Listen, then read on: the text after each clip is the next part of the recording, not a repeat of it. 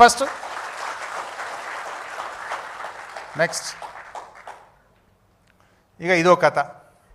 ఈడు ఎన్డిఎస్ఏ అని అదొక రాగం తీస్తుర్రు. అసలు ఎన్డిఎస్ఏ సంగతి చెప్పాలి. ఇక ఈ NDSA national dam safety authority. ఈ ఎన్డిఎస్ఏలో ఎవరు పనిచేస్తారు? Who is NDSA? అది కూడా సిడబ్ల్యూసిలో అంతర్భాగం. సెంట్రల్ వాటర్ కమిషన్లో ఇందాక వ్యాప్కోస్ చెప్పిన కదా, వ్యాప్కోస్ కూడా సిడబ్ల్యూసిలో అంతర్భాగం. ఎన్డిఎస్ఏ కూడా సిడబ్ల్యూసిలో అంతర్భాగం. అక్కడ ఎవరు ఉద్యోగం చేస్తారు?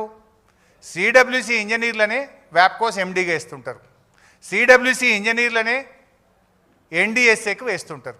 మొత్తం ఇప్పుడు మన జిఆర్ఎంబీకి అయినా సిడబ్ల్యూసి వాళ్ళే వస్తారు, కేఆర్ఎంబీకి అయినా సిడబ్ల్యూసి వాళ్ళే వస్తారు, పోలవరం ప్రాజెక్ట్ అథారిటీలోనైనా సిడబ్ల్యూసి వాళ్ళే వస్తారు, లేదు ఎన్డిఎస్ఏ అయినా సిడబ్ల్యూసి వాళ్ళే వస్తారు. అంటే ఆ సిడబ్ల్యూసిలో రిక్రూట్ అయినటువంటి ఇంజనీర్లలో వాళ్ళను వాళ్ళ కెపాసిటీల ఆధారంగా వేరియస్ సందర్భాల్లో ప్రమోషన్ల మీద మనకు జిఆర్ఎంబీ కేఆర్ఎంబీ ఉంది కదా హైదరాబాద్లో, అందులో కూడా సిడబ్ల్యూసీలో ఉంటారు, ఎన్డిఎస్ఏలో కూడా సిడబ్ల్యూసీ ఉంటారు, పోలవరం ప్రాజెక్టుకి కూడా సిడబ్ల్యూసీ ఉంటుంది.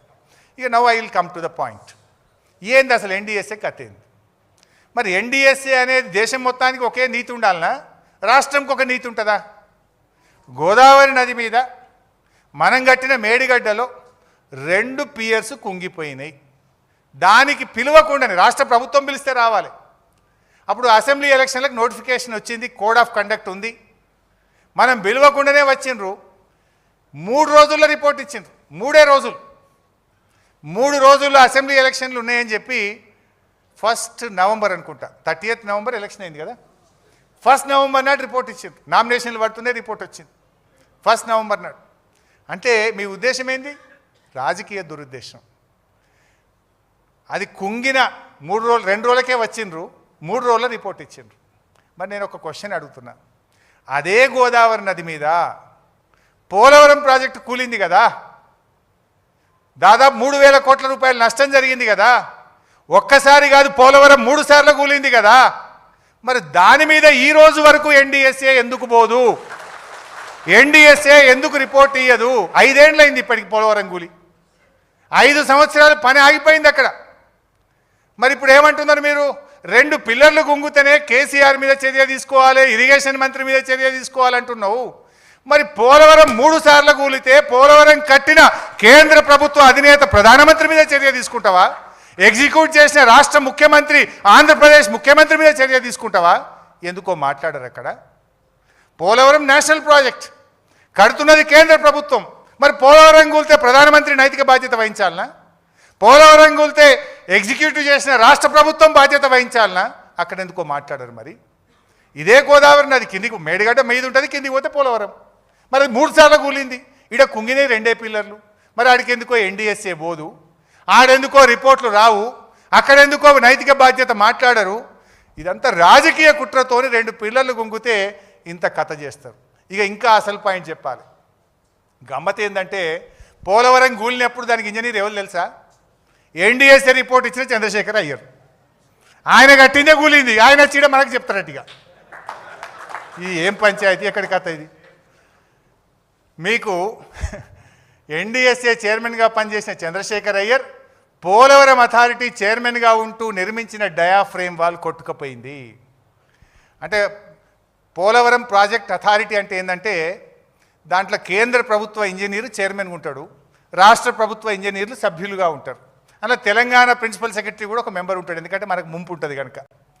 అయితే ఆ పోలవరం ప్రాజెక్ట్ అథారిటీ చైర్మన్ ఎవరు? సిడబ్ల్యూసి ఇంజనీర్ ఎవరంటే చంద్రశేఖర్ అయ్యర్. ఇప్పుడు ఎన్డిఎస్ఏ రిపోర్ట్ ఎవరు ఇచ్చారు? చంద్రశేఖర్ అయ్యర్ ఇచ్చాడు. ఆయన కట్టిన పోలవరమే కూలిపోతే దిక్కులేదు, ఇక ఆయన వచ్చి 2 కుంగిన పిల్లలకు రిపోర్ట్ ఇస్తారట. అంటే ఇది ఏ పార్టీ నిజాయితీ, ఏం సిన్సియారిటీ, దీని వెనుక ఉన్న కుట్ర ఏందో ఇవాళ మీరు రాష్ట్ర ప్రజలు అర్థం చేసుకోగలుగుతారు. ఇదంతా కూడా ఇంకా ఆ రిపోర్ట్లు కూడా ఎట్లా వచ్చినాయో మీకు తెలుసు ఎగ్జాక్ట్గా. అసెంబ్లీ ఎలక్షన్ల ముందు ప్రిలిమినరీ రిపోర్ట్, పార్లమెంట్ ఎలక్షన్ల ముందు మధ్యంతర నివేదిక, ఇక బీఆర్ఎస్ పార్టీ 25 ఏళ్ళు నిండిన రజతోత్సవం జరుపుకుంటుందంటే ఇక ఆ రోజు తుది నివేదిక. ఈ రకంగా చేస్తుంటారు. మరి ఇంకోటి అడుగుతా, ఎస్ఎల్బీసీ. మొన్న ఎస్ఎల్బీసీ కుప్పకూలింది. కాళేశ్వరం అంటే ఏందో మీకు నెక్స్ట్ చెప్తా. కాళేశ్వరంలో 100 కాంపోనెంట్లు ఉన్నాయి, 100లో మేడిగడ్డ ఒకటి, ఆ మేడిగడ్డలో 2 పిల్లర్లు గుంగినాయి. దానికి ఇంత సినిమా చేసినావు. మరి ఎస్ఎల్బీసీ మొత్తానికే కుప్పకూలింది కదా, 6 శవాలు ఈరోజు కూడా బయటకు రాలే ఇంకా. మరి ఎస్ఎల్బీసీ కూలితే రేవంత్ రెడ్డి, ఉత్తమ్ కుమార్ రెడ్డి కూడా బాధ్యత వహించాలి కదా ఈ రిపోర్ట్ ప్రకారంగా. 2 పిల్లలు గుంగితే కేసీఆర్ది తప్పు, హరీష్ రావు తప్పు అంటున్నావు. మొత్తం ఎస్ఎల్బీసీ కొట్టుకుపోయింది, ఎస్ఎల్బీసీ కుప్పకూలింది, 6 శవాలు బయటకు రాలేదు. దానికి ఈ రిపోర్టే బేసిస్ అనుకుంటే రేవంత్ రెడ్డి, ఉత్తమ్ కుమార్ రెడ్డి కూడా బాధ్యత వహించాల్సి ఉంటుంది. Are they ready? అంటే ఏంది ద్వంద్వ నీతి? ఏంది పోలవరంకో నీతి, ఎస్ఎల్బీసీకో నీతి, కాళేశ్వరంలో 2 పిల్లర్లకో నీతా? నెక్స్ట్ అద్దెపెట్టు ముందు రైట్. సరే, కాళేశ్వరం రేవంత్ రెడ్డి నిన్న గారిని ఎప్పుడు మాట్లాడినా ఉత్తమ్ కూడా కాళేశ్వరం కుప్పకూలింది, కాళేశ్వరం కుప్పకూలింది అని గోబల్స్ మాటలు మాట్లాడతారు. అసలు వాట్ ఈజ్ కాళేశ్వరం? పోయిన ఎండాకాలంలో కూడా కాళేశ్వరం ద్వారా లక్షలాది ఎకరాల్లో పంట పండింది. I'm ready for any kind of challenge. పండలేదా కాళేశ్వరం ద్వారా? బస్వాపూర్ కింద నల్గొండ జిల్లాలో పండింది, కొండ పోచమ్మ సాగర్ కింద మెదక్ జిల్లాలో పంట పండింది, మల్లన్న సాగర్ కింద సిద్దిపేట సిరిసిల్ల జిల్లాలో పంట పండింది, రంగనాయక్ సాగర్ కింద సిద్దిపేట సిరిసిల్ల జిల్లాలో పంట పండింది, అన్నపూర్ణ కింద కరీంనగర్ జిల్లాలో పంట పండింది. ఇది నిజం కాదా? కూలిందని మాట్లాడతావు. కాళేశ్వరం అంటే 3 బ్యారేజీలు, 15 రిజర్వాయర్లు, 19 సబ్స్టేషన్లు, 21 పంప్ హౌస్లు, 203 కిలోమీటర్ల సొరంగము, 1531 కిలోమీటర్ల గ్రావిటీ కెనాలు, 98 కిలోమీటర్ల ప్రెజర్ మెయిన్, 141 టీఎంసీల రిజర్వాయర్ల సామర్థ్యము, 530 మీటర్ల ఎత్తుకు లిఫ్టు, 240 టీఎంసీల నీటి వినియోగం. All are perfect, everything is perfect. నేను అడుగుతున్నా, ఈ 15 రిజర్వాయర్లు ఇంటాక్ట్ లేవా? పోదామా? ఎవరు వస్తారో రండి, పోదాంపా. బసవాపూర్ పోయి నిలబడి చూద్దాంపా, కొండ పోచమ్మ మీద నిలబడి చూద్దాంపా, మల్లన్న సాగర్ కట్ట మీద నిలబడి చూద్దాంపా, రంగనాయక్ సాగర్ కట్ట మీదకి పోయి అడుగుదాంపా, అన్నపూర్ణ కట్ట మీద పోయి నిలబడదాంపా. 15 రిజర్వాయర్లు పర్ఫెక్ట్గా ఉన్నాయా లేవా? ఆ రిజర్వాయర్ల కింద నీళ్లు పారుతున్నాయా లేవా? పంటలు పండుతున్నాయా లేవా? మరి కూలింది అంటావు. 19 సబ్స్టేషన్లు పర్ఫెక్ట్ ఉన్నాయి, 21 పంప్ హౌస్లు ఇంటాక్ట్ ఉన్నాయి, 203 కిలోమీటర్ల టనల్ ఇంటాక్ట్ ఉన్నది, 1531 కిలోమీటర్ల గ్రావిటీ కెనాల్ పక్కాగా ఉన్నది, ఇన్ని 98 కిలోమీటర్ల ప్రెజర్ మెయిన్ పక్కా ఉన్నది. గా 3 బ్యారేజీల్లో 1 బ్యారేజీలో 2 పియర్లు ఉంగినాయి గంతే. అది పెట్టు బాబు. నెక్స్ట్ ఇది సుందిల్లా 74 గేట్లు. 74 గేట్లు అంటే ఈ 2 piers, this is called pier. ఈ 2 పియర్ల మధ్య ఉండేది గేట్. ఇదొక పియర్, 2 పియర్ల మధ్య ఉండేది గేట్. సో గేట్ల సంఖ్య 74. అంటే ఏమవుతుంది? పియర్లు 75 ఉంటాయి, ఒకటి ఎక్కువ ఉండాలి కదా, మధ్యలో రావాలి కదా. సో సుందిలలో 75 పియర్లు ఇంటాక్ట్ ఉన్నాయి, బ్యారేజ్ ఇంటాక్ట్. ఇది నేను చెప్పలే, ఉత్తమ్ కుమార్ రెడ్డి శాసన మండలిలో కోదండరాం ప్రశ్న అడిగితే సుందిల్ల అన్నారం బ్యారేజీలు సేఫ్ అని ఉత్తమ్ కుమార్ రెడ్డి అసెంబ్లీలో చెప్పిండు. అడిగింది కోదండరాం, చెప్పింది ఉత్తమ్ కుమార్ రెడ్డి. ఇప్పుడు రాజకీయాల కోసం డ్రామాలు ఆడుతున్నారు. మరి అసెంబ్లీలో మాట, బయట ప్లాట్ఫామ్ల మీద మాట ఉంటుందా? Yourself you told in the assembly Sundilla Annaram barrages are safe. Yes, we're today also we're saying Kannepalli pump house వద్దు, ఈ నిమిషానికి నీళ్లు బారి ఇచ్చచ్చు, తెలంగాణ రైతాంగానికి నీళ్లు అందించచ్చు. సో సుందిల్లలో 75 పియర్లు intact, barrage is intact.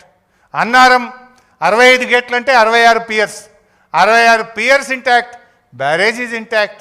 No coming to Medigadda 85 pier గేట్లు అంటే 86 పియర్లు ఉంటాయి.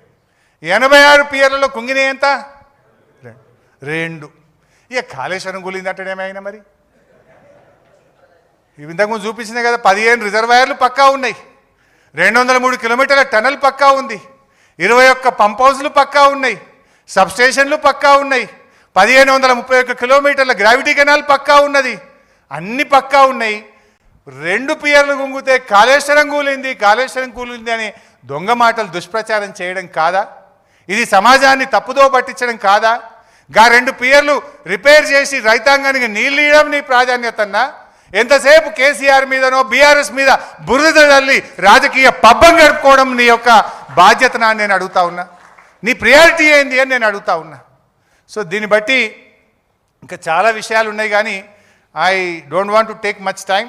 బట్ ఒకటే విషయం, ఇప్పుడు నేతి బీరకాయలో నెయ్యి ఎంత ఉన్నదో తెలుసుకోవడానికి ఒక విషయం సరిపోతుంది. అన్నం ఉడికిందా లేదో చూడాలంటే ఒక మెతుకు ముట్టుకుంటే తెలిసిపోతుంది. ఈ రిపోర్ట్ నిజమా అబద్ధమా సరే 650 పేజీలు బయటకు వస్తే తెలుస్తుంది.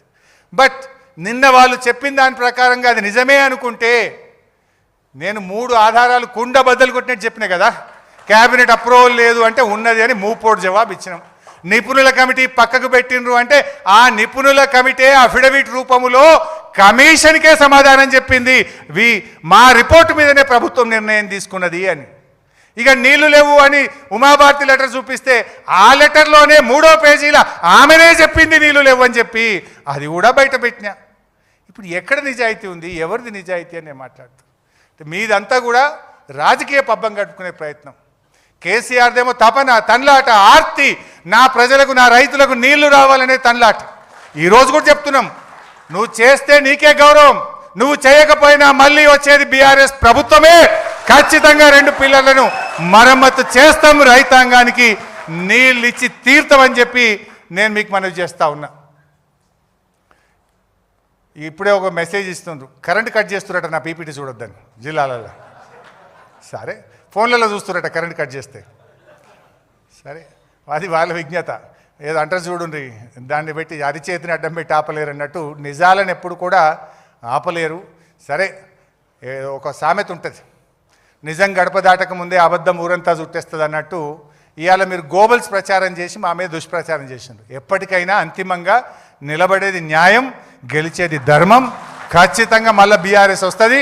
బిడ్డ నువ్వు చేస్తావా చెయ్యి, రాజకీయాలు పక్కన పెట్టి రైతు ప్రయోజనాల కోసం పనిచేయి. లేదన్నా మళ్ళీ వచ్చిన తర్వాత మేము కొద్ది నెలల లోపలనే రీస్టార్ట్ చేస్తాం, రైతాంగానికి నీళ్ళు ఇస్తాం, కాళేశ్వరం తెలంగాణకు వరప్రదాయిని అని రుజువు చేసి చూపి